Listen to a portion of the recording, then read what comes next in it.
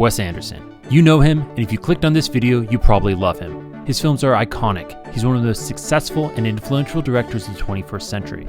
His style is so distinctive that a single frame serves as an instantly recognizable trademark of his work. While his aesthetic choices are often the subject of analysis, parody, and trends, the evolution of his storytelling and character development is just as fascinating. In this essay, I'll explore the changes Anderson makes in his writing throughout his filmography. By examining his films chronologically, we can see how Anderson's approach to storytelling and character has evolved over time, and how he's continued to push the boundaries of film. So, let's begin at the beginning. Bottle Rocket, 1996. Anderson's short film and his first feature film, Bottle Rocket, established Anderson as a director with a distinct visual style and a talent for creating quirky characters that audiences could relate to. Bottle Rocket tells the story of three friends who attempt a series of small-time heists, which is fitting because Anderson is a thief. If you want to understand his work, you need to understand his influences. In Bottle Rocket, there's clear inspiration from 60s and 70s French New Wave films, both visually and thematically. Anderson's limited budget required him to shoot in black and white for the short film, and he leaned into this by making it feel like an American version of Breathless, 400 Blows, or Vive ce Vive.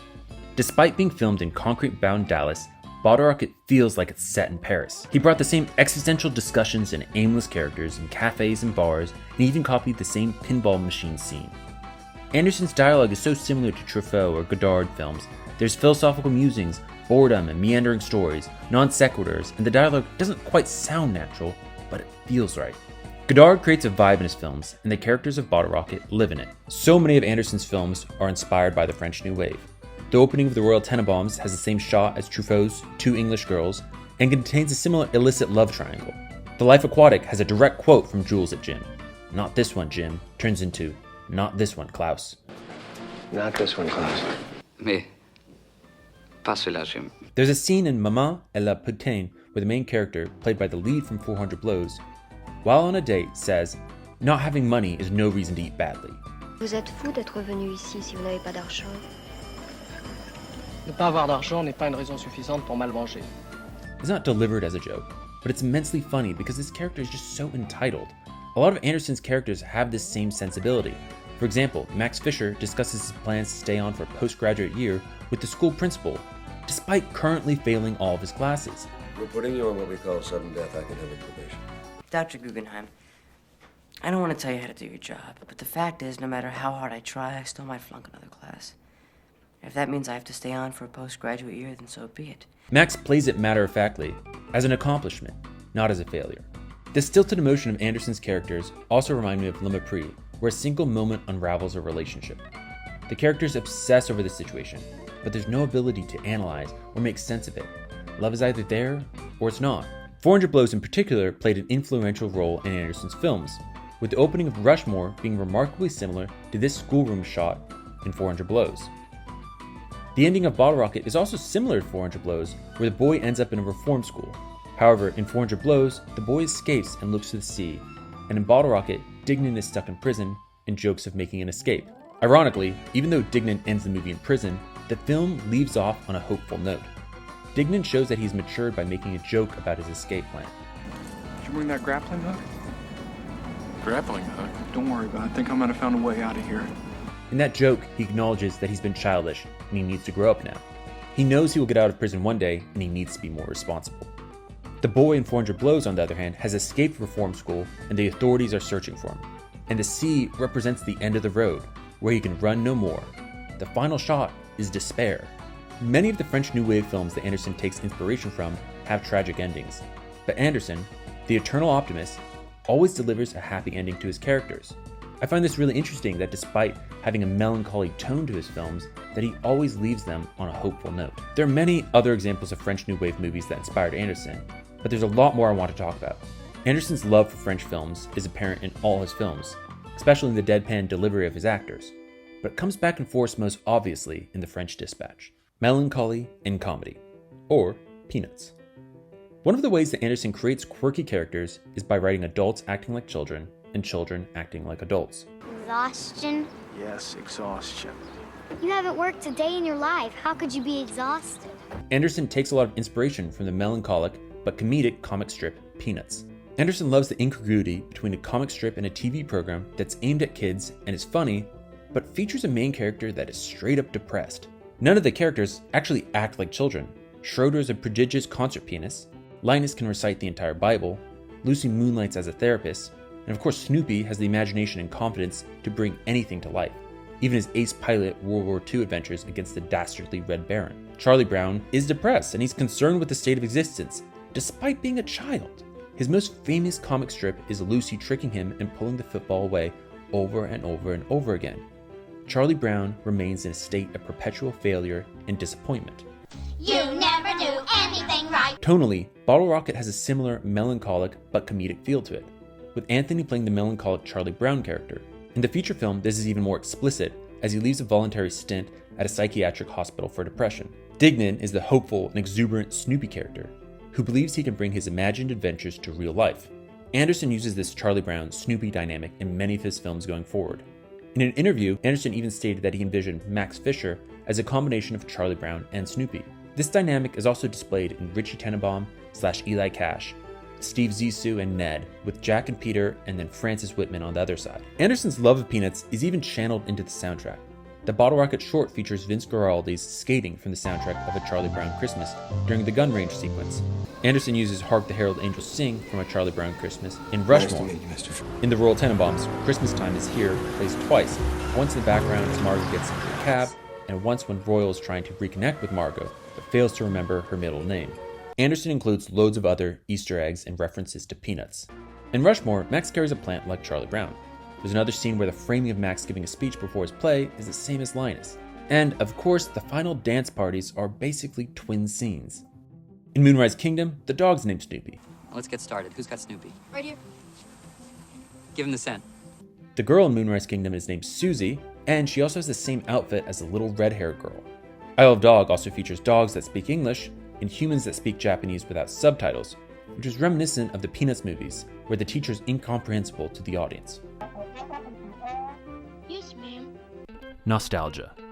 Anderson also really enjoys the nostalgic nature of Peanuts. Charles Schulz created the comic in the 1950s, and the stories feel like they are from another time. The cartoons center around kids just hanging out unsupervised by adults, their friendships, playing baseball or going to school, and worrying about the Great Pumpkin. They don't have helicopter parents trying to maximize the efficiency of their childhoods, and they don't really have to worry too much about anything. Snoopy uses a typewriter, not because he's a hipster, but because that's what people used in the 1950s. Similarly, Anderson loves to give his characters nostalgic clothes and costumes. In Rushmore, Max Fisher wears a blazer and a beret. Herman Bloom is an industrialist whose office is in his factory, harkening back to when manufacturing was more prominent in the US. In Fantastic Mr. Fox, the costume and home decor have a 50s and 60s vibe, and Mr. Fox refers to himself as a newspaper man rather than a journalist. After Fantastic Mr. Fox, nearly all of his films take place in the past.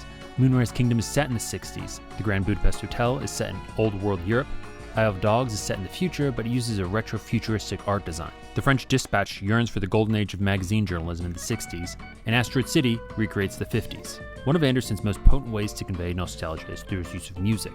Due to copyright restrictions, it's difficult to show examples, but he heavily uses 60s and 70s pop songs throughout all of his films. Pitchfork describes Anderson's music as the crate digger soundtrack, a style of music supervision that heightens the movie-watching experience with the thrill of pawing through boxes of dusty LPs at a flea market. However, it's not just Anderson's use of pop songs, it's also his use of score. For instance, the Darjeeling Limited score is taken directly from Satyajit Ray's films, as well as Merchant Ivory films from the 60s. Anderson even uses the original lo-fi recordings, instead of recording the songs with modern technology. Anderson has been collaborating with composer Alexandre Desplat since Fantastic Mr. Fox, and his original music is designed to evoke nostalgia too.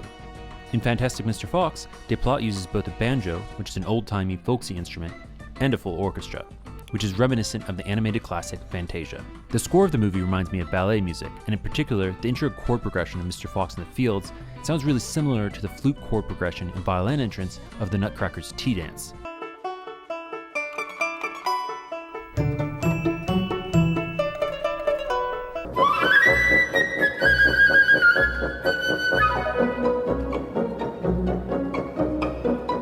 Obituary, the theme from the French Dispatch, and the song used for the viral Wes Anderson shorts, prominently features a harpsichord, which is another instrument that's rarely used in contemporary music.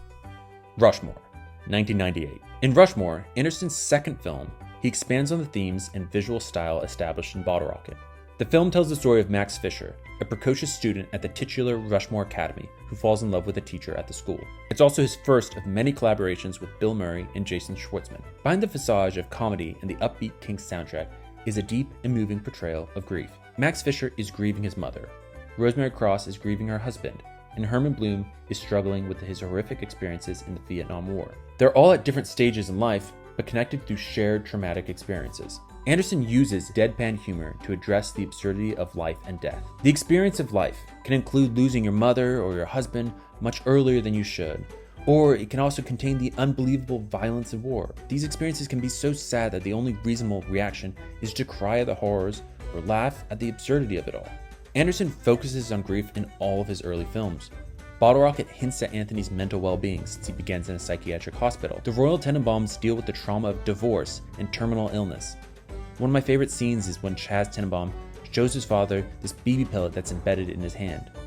Royal was completely unaware that he had caused it. It's a great literalization of the idea that parents can scar their kids in unintended ways. What might be an accident, or even a learning experience from the parent's perspective, could be a major emotional moment for the child. Anderson continues his meditation on grief in The Life Aquatic, which is about the loss of Steve Zissou's friend who's killed by a shark.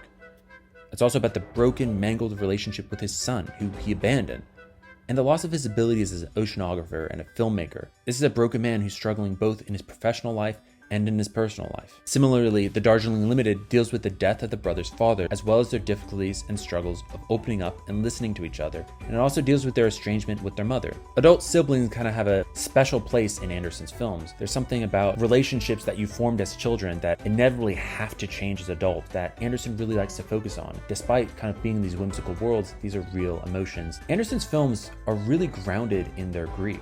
Despite having all this whimsy and humor and these pop soundtracks, these are real, difficult emotions for us to navigate as humans. And I think Anderson just does such a good job of playing these family dynamics. His later work has put less emphasis on grief and trauma. Instead, Anderson has focused more on creating storybooks and adventures. But the ending of The Grand Budapest Hotel echoes Anderson's early ruminations on death.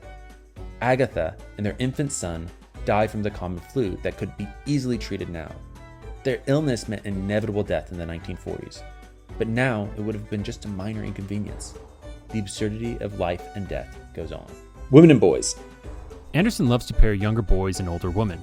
I'm sure he was inspired by Harold and Maude, the 1971 film about a romantic relationship between a 20-year-old boy and a 79-year-old woman. I'm not really sure if he just thinks it's funny or kind of quirky, or maybe it's just a relationship he thinks that's taboo but isn't necessarily too bad. But whatever his reason, he uses it a lot. Bottle Rocket features Anderson's first example of this fixation of younger men and older women in the cafe scene. She's really kind of hot, you know. She's an attractive woman.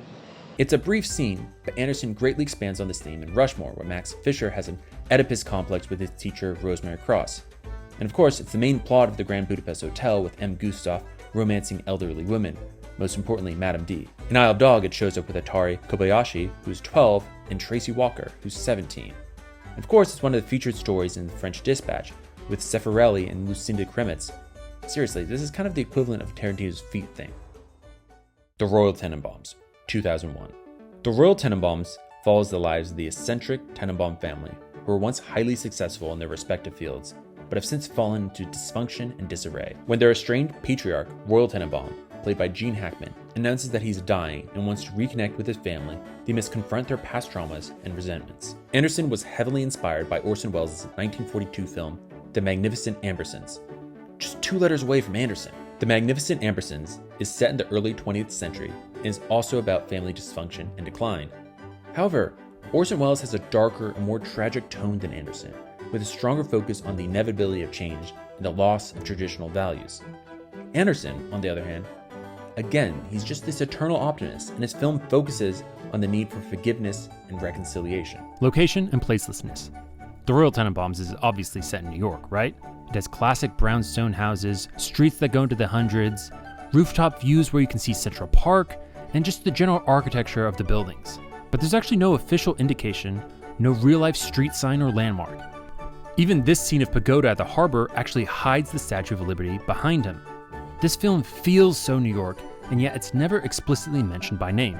In fact, none of his films up to this point have any specific place. Bottle Rocket was filmed in Dallas, Rushmore was filmed in Houston, and yet there's no specificity to these cities. These early films feel like they could just as easily be set in France as they could be in Texas. As Anderson continues his filmography, he creates made-up towns.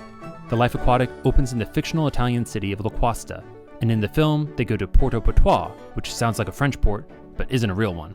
The Darjeeling Limited takes place on a train between cities. Fantastic Mr. Fox takes place in Bramble on Shrub. Moonrise Kingdom is set on the made-up island of New Penzance. The Grand Budapest Hotel is set in the fictional European country called Zabrocqua. In Isle of Dogs, Nagasaki is made up, and so are Ennui-sur-Blaze and Asteroid City. Anderson's fictional cities give him another layer of control and make his films feel like they're set in an alternate reality. He doesn't want the audience's connotations or background knowledge of certain cities or countries to interfere with his stories. Interestingly, despite having no specific city, the setting of the Royal Tenenbaums is hugely important. The enormous family house brings all the siblings back together for the first time in years. Anderson loves to create these bottled terranium stories, where he puts all of his characters into one location, closes the lid, and forces the characters to sort out their issues. In the Royal Tenenbaums, this happens in the family house. In The Life Aquatic, this happens on the Belafonte. And in the Darjeeling Limited, it takes place on the train. To emphasize this bottled effect, he includes a cutaway shot in each of these stories. The Life Aquatic with Steve Zissou, 2004. The Life Aquatic with Steve Zissou tells the story of Steve Zissou, played by Bill Murray, who's an oceanographer who sets out on a mission to track down the elusive jaguar shark that killed his best friend. Drawing inspiration from Moby Dick, the film uses the hunt for the shark as a metaphor for the characters' search for meaning and purpose in their lives. Zissou's journey is a relatable one for anyone who has experienced loss and grappled with the idea of revenge. However, as Zissou and his crew soon discover, the reality is that you can never truly catch or defeat death. Collaboration. The Life Aquatic marked a significant collaboration turn for Anderson.